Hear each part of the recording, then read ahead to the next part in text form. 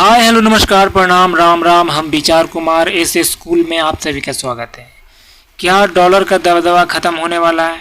India और रूस ने एक ऐसा कदम उठाया है जो ग्लोबल फाइनेंशियल ऑर्डर को हिला सकता है।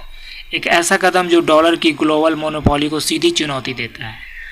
आज हम बात करेंगे इंडिया रूसिया के करेंसी रेवोल्यूशन की और जानेंगे कैसे पूरी दुनिया की अर्थव्यवस्था को प्रभावित कर सकता है।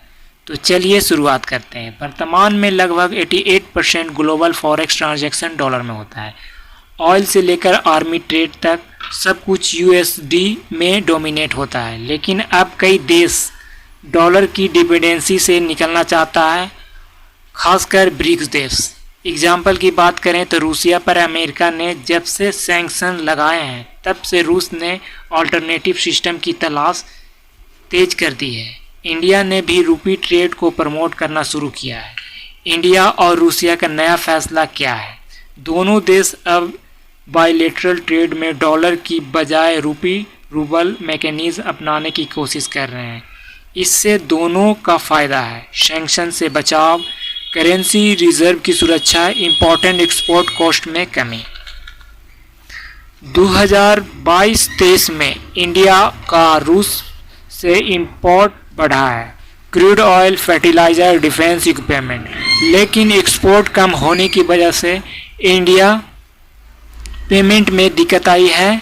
इसलिए नया फार्मूला बैलेंस क्लियरिंग इन नेशनल करेंसीज की शुरुआत की है।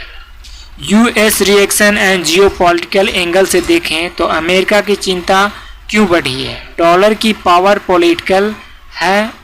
जो देश डॉलर में व्यापार करता है वो यूएस इन्फ्लुएंस में रहता है। इंडिया जैसे लोकतांत्रिक देश का रूस के साथ एक ऐसा कदम लेना वेस्ट के लिए वार्निंग बेल है।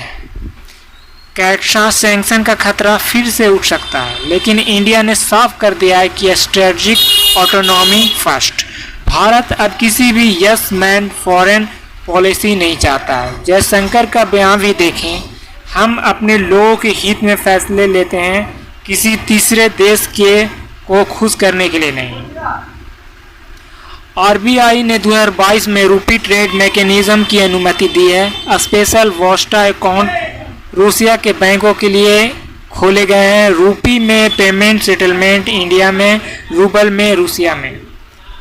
अब तक 18 देशों का रूपी ट्रेड फ्रेमवर्क में शामिल किया जा चुका है। ग्लोबल रिपल इफेक्ट देखें तो क्या यह केवल इंडिया रूपीस तक सीमित रहेगा? नहीं, ब्रिक्स एससीओ जैसे ब्लॉक इस फॉर्मेट की एक्सपेंड कर सकते हैं। ब्राज़ील में, यमन में ट्रेड शुरू किया गया है। यूएई में भी इंडिया रूपी में ऑयल सेटलमेंट की बात की है। मलेशिया चाइना का भी डायरेक्ट करेंसी डील है। डी डॉलराइजेशन एक नई रियलिटी बन सकती है और इसका सेंटर बन सकता है साउथ एशिया। चैलेंज इन रूपी रूबल ट्रेड। सब कुछ आसान नहीं है। Exchange rate volatility, payment mismatch, limit convertibility of rupees, bank infrastructure issue.